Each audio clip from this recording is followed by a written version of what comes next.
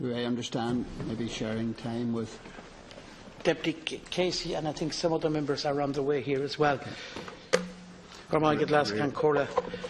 want to just, I suppose, join with Deputy Durkin and others and the Minister in wishing my constituency colleague, Minister Naughton, a very speedy recovery.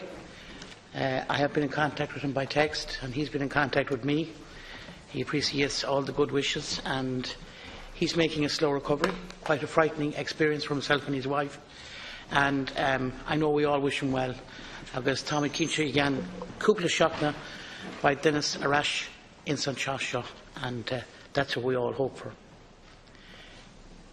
I suppose this debate is probably one we prefer not to have, but it's a necessity. And it's a necessity to support the government from this side of the House. Reluctantly, I'd say, because nobody wants to see major charges being increased. But I think we have to look at the consequences of what may happen if we don't. I would say this is very much a stop-gap move, and I would remind every member of this House, particularly those who have spoken against what's been proposed, to realise the consequences of what we could be facing within a couple of months if we don't take the tough decisions that are being proposed in relation to increasing charges. We could actually see the collapse of the post office service. Now, what will that mean? It will mean a number of post offices will close. It will definitely mean that workers will lose their jobs. It will probably mean that you could have a reduced postal service. We're very fond of our post being delivered every day. But if we run into a deeper financial crisis in An Post, there's every possibility that we would have a very much reduced service. So, in my view, it may not be the most popular thing to do, but in reality, I do believe it's a necessary move at this stage. I suppose this crisis has built up for years. I've said myself for years, at every debate that took place about the closure of a post office, technology, technology, technology. And we can't stop technology, and we don't want to stop technology. But the reality of what has happened to the post office service, in many respects, is that technology took over. And I did a little survey myself some months back, because I asked the Taoiseach here before Christmas about the state of the postal service. And I did express concern at the time that was it Minister Humphreys, Minister Naughton, Minister Ring that had responsibility, because I think one minister should have it. But I also did say that unless something was done very urgently, the service could collapse, and that would be serious for many parts of the country. But a little survey I did in the run up to that was with one of my local secondary schools, a class in a secondary school where there was about 78 students. And I found out that 1 out of the 78 used the post office, because all of the younger generation use technology. So you don't have the younger generation going in posting letters. It's all electronic.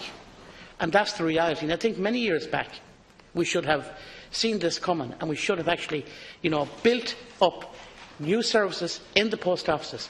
And there was no way that every rural post office was going to maintain its situation. I mean, the reality was some of them were going to close. But now we could be in the very difficult situation of a lot more of them closing because of the situation that has arisen.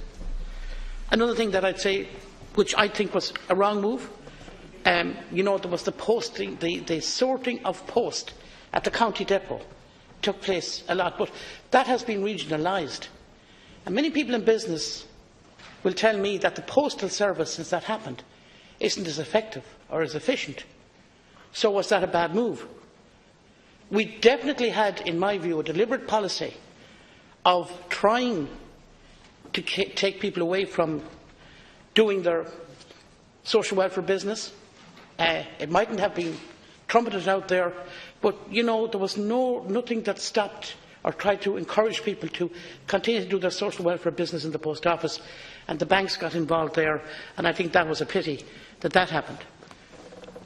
There's another scenario that I think we need to look at and ensure that in a town where banks have closed down and where there's not a credit union, we need to maintain those post offices and give them some banking services, because I think it's really important for all of those towns that banking services are kept in place.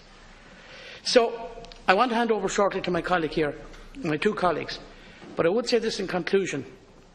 It's not the most popular thing to do, to support this, but I and my party recognise that this is a really critical situation. And while the proposal is to increase the charges significantly, I think we, as I said earlier, we have to look at the picture of what might come down the road in the short term if we don't act now. There's a massive reorganisation needed in An Post. We all accept that. We all know that. And the McKinsey report is due out, I think, in June. And I'm sure there will be a lot of food for thought in that. But in the meantime, we must try and save as much at the post office service as we can. And no doubt, over the coming months, a number of post offices are going to close. So I thank you for your time.